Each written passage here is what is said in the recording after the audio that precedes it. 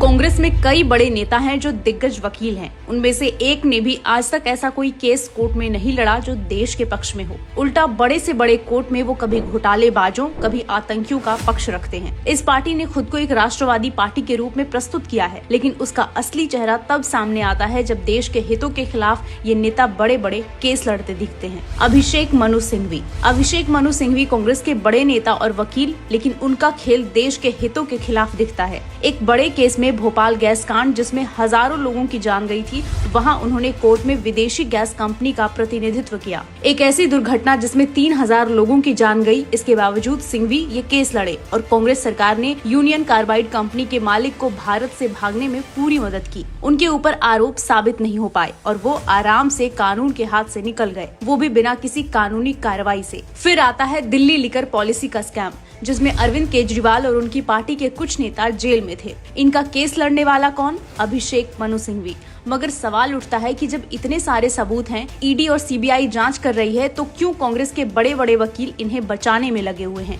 अगले हैं पी चिदम्बरम, जो कांग्रेस के एक और वरिष्ठ नेता हैं। उनका भी देश विरोधी केसों से गहरा रिश्ता रहा है। वो अपनी पार्टी के नेता के खिलाफ कोर्ट में उतर आए। दरअसल बंगाल में कांग्रेस के नेता अधीर रंजन चौधरी ने ममता सरकार पर आरोप लगाया कि उन्होंने मेट्रो डेयरी के 47% शेयर केवल 85 करोड़ में प्राइवेट कंपनी को सस्ते में बेचे और फिर उस कंपनी ने कुछ समय के बाद केवल 15% शेयर 135 करोड़ में बेचे। अधीर रंजन चौधरी ने इसी धांधली का खुलासा किया और टीएमसी के ऊपर आरोप लगाए।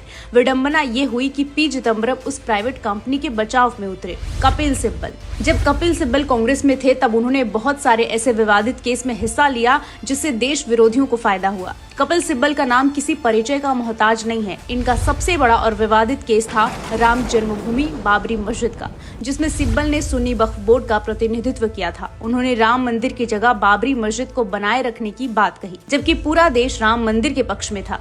सुप्रीम कोर्ट ने आखिरकार राम मंदिर के पक्ष में फैसला दिया, लेकिन सिब्बल जैसे कांग्रेस के वकील इस देश के लोगों की भावनाओं के खिलाफ काम करते रहे। फिर 2G स्पेक्ट्रम केस आता है, जो एक बड़े भ्रष्टाचार घोटाले के रूप में उभर कर आया था। इसमें सिब्बल ने कई आरोपियों का बचाव किया। वो लगातार सरकारी प्रक्रिया में कमियों का हवाला देते रहे। आखिरकार सभी आरोपियों को सबूतों की कमी के कारण बरी कर दिया गया। इसी तरह 3 तलाक के मामले में भी कपिल सिब्बल ने all India Muslim personal law board का प्रतिनिधित्व किया। जहां एक और 3 तलाक को असंवैधानिक करार दिया गया, वहीं सिब्बल ने इसे धार्मिक स्वतंत्रता के अधिकार के तहत सही ठहराया। लेकिन वो तो शुक्र है सुप्रीम कोर्ट का, जिसने इसे असंवैधानिक करार देते हुए मुस्लिम पर्सनल लॉ में बड़े बदलाव किए।